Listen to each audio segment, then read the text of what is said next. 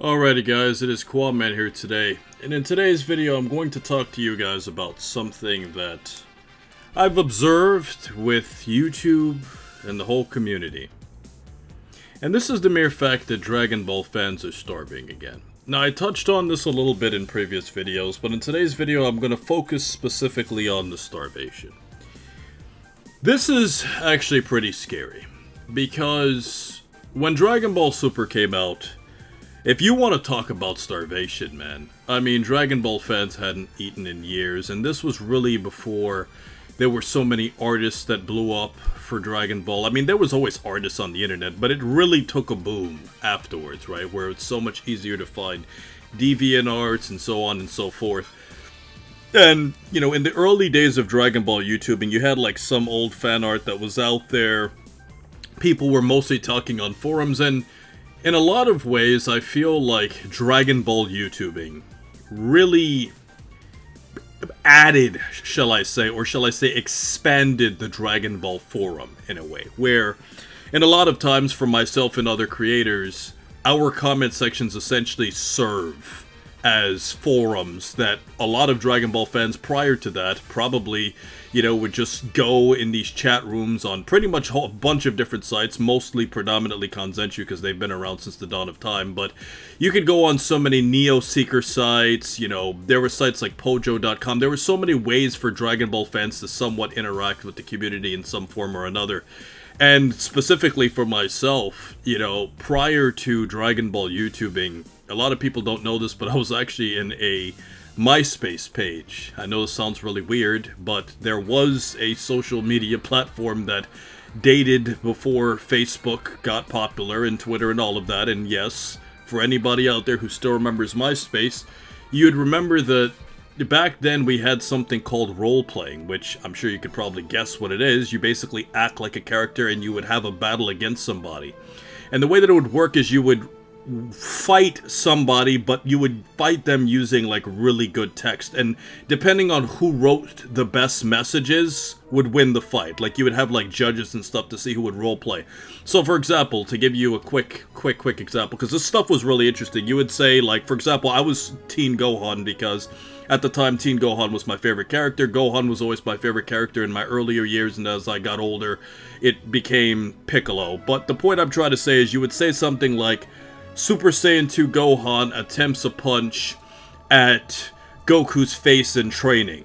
If successful, he would follow up with this. You would always have to put if successful, because if successful basically like indicated like, you know, whether or not the punch would go through or not. And the thing is that as the opposing fighter, you always have to be fair in the fight. You have to let your opponent get some hits. You can't like avoid and dodge everything, and that's kind of where the whole judging came in. This is a really deep thing that I can talk more about for like 2 or 3 hours, but the point that I'm trying to get at is, you know, people did things like that. Like, people had so much interest in Dragon Ball, and I'll admit to you, the video games fed us really well in our earlier years. You know, I still remember, you know, playing Budokai Tenkaichi, you know, 2 and 3. I never got a chance to play 1 because I only had Nintendo systems in my earlier years, but, you know, so I never got to play Tenkaichi 1, but I do remember Tenkaichi 2 and 3, like, and I'm not saying this to brag, I legitimately got so good, specifically at Tenkaichi 3, more than 2, with the motion controls and stuff. I got so good at Tenkaichi 3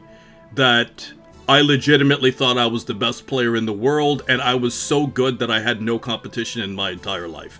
Now, at the time, you know, Tenkaichi 3 was really like the first Dragon Ball game that you could play online, and the online was hot garbage. Like, you'd be fighting people at like 2 frames a second. It was terrible. It was a horrific experience.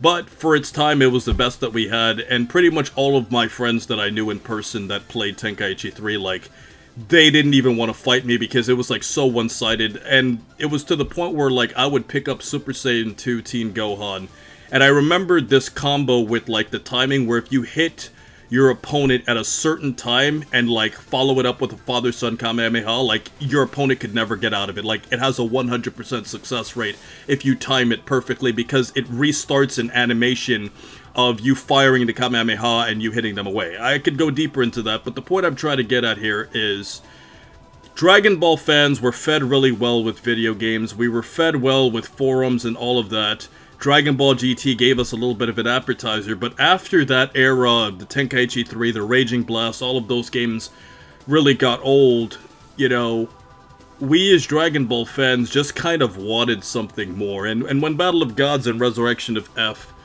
came out, I feel like that was like a good meal, but it didn't feed us every day. Like, we needed to be fed, like, constantly over and over again. And when Dragon Ball Super hit, like it or not, it did provide that, because it brought the community together in ways that it hadn't been. And from what I'm seeing with Dragon Ball Daima, it does kind of seem like it has that effect again. Granted, not to the degree that Dragon Ball Super did, because, you know, the gap between Super's anime taking a hiatus slash ending and then Daima starting is not that big versus what it was like for especially people in Japan who hadn't had a new Dragon Ball in a while. And of course, there were always new things like Yosun Goku and little things that came out in between, but having an actual show that you look forward to watching every week just hits completely different. And I feel like openly for the community that we are potentially entering great times, and I feel like, I mean, my channel's been doing better. A lot of other creators have, you know, made a resurrection on YouTube, but at the same time, I feel like the big problem with this is I feel like we might be too blinded. And this happens a lot when you're starving. I mean, let's just be honest, if you live in a very developed country, my parents weren't born here, but, you know, they came from what you would call crap hole countries, and they came here to make a life better for themselves. And when you consider that, and the fact that growing up in this country, I had way more opportunities than they did, and I never had to worry about food the way that they had to worry about food in other countries. And I visited those countries when I was much younger too, and as a spoiled little American, like, we take for granted, you know, things that other people, like, whenever you eat in other countries, like, you eat. There's no, like, I'll eat later. Like, the concept of eating later is, like, non-existent in, like, third world countries. It's like, when the family eats, you eat. You know, like, they take the value of it, and there's, like, almost no lost food. Like, if one person's full, somebody else will ask to eat off your plate. And these are people that are living middle class to upper middle class in other countries. Like, the value placed on food is so high. And if we were to translate this into Dragon Ball, I feel like if you're so hungry for something, your judgment will get skewed by this. But it's because of the poverty that I witnessed in other countries that helped me understand the insane popularity of Dragon Ball Z, and even more so Sailor Moon. Because I have a relative in another country where she had so much Sailor Moon merchandise that she would rival an upper middle class American kid, even in a third world country, to know so much about the show as compared to people who have far more access to it in the developed world, was truly a shocker and really helped me understand its global reach, you know? And I really feel like as Americans, or shall I say more so people in the West, a lot of us might not have interest in Dragon Ball Daima because it doesn't feel like it's aimed towards us, but at the same time we feel like, well, the Dragon Ball franchise is kind of being carried by us, and to some degree it is for the West. Obviously in Japan, its sales over there have way more weight than what it does internationally, of course, right? Because of the fact that, I mean, we can go into so many different things that have never been translated. Don't get me started with the full-color manga. That should have been, I don't care what licensing issues or whatever, like, the full-color manga should have come out a long time ago. The fact that it still hasn't been translated, and fans have translated the entire full-color manga from the first chapter to the end because of the fact that we never got it over here, and fans have had enough time to get good enough translations to make it a respectable product for you to read online.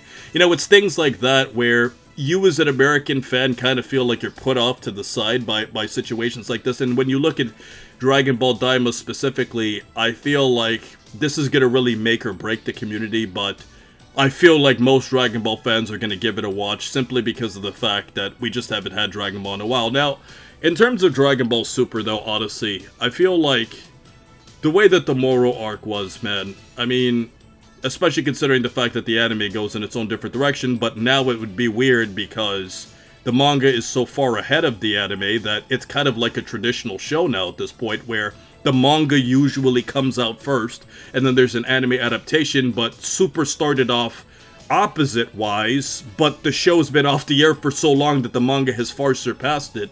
So we're kind of like normalized in how it should normally be, which I think in a lot of ways would make, you know, reading the manga and also continuing to read the manga and seeing what's going to happen with Black Frieza and stuff, and then seeing like an anime adaptation, it'd be really fun for Dragon Ball fans. So ultimately, guys, I hope that feeling too hungry doesn't ruin the overall quality of the product that we're observing, because when Super first came out, we watched it with rose-tinted glasses, and anything Super did was great, but then as time passed, we looked more beyond it and saw the Super for what it really was. We realized that we were so hungry that we just ate the first 2 arcs of the series without realizing how garbage they were, even though some of you guys were obviously very aware of how terrible they were, and we really didn't start eating in Dragon Ball Super until the Trunks arc came around. However, the manga for certain parts is a completely different conversation. But that's all I gotta say for today, guys. Don't get too hungry, make sure you eat well, and don't take food for granted, because I promise you guys, if you go to some of these underdeveloped countries like I have, like, and you live in the West somewhere, and I'm not just saying America, but one of these first world nations, like, you don't realize how good you have it. And like I said, I live in America, but no, I don't live in Antarctica anymore. But my point is, I've learned to take, you know, what we have in developed countries very, very seriously, because if you've been in a first world country your whole life, you will never know what it's like unless you have parents that lived overseas.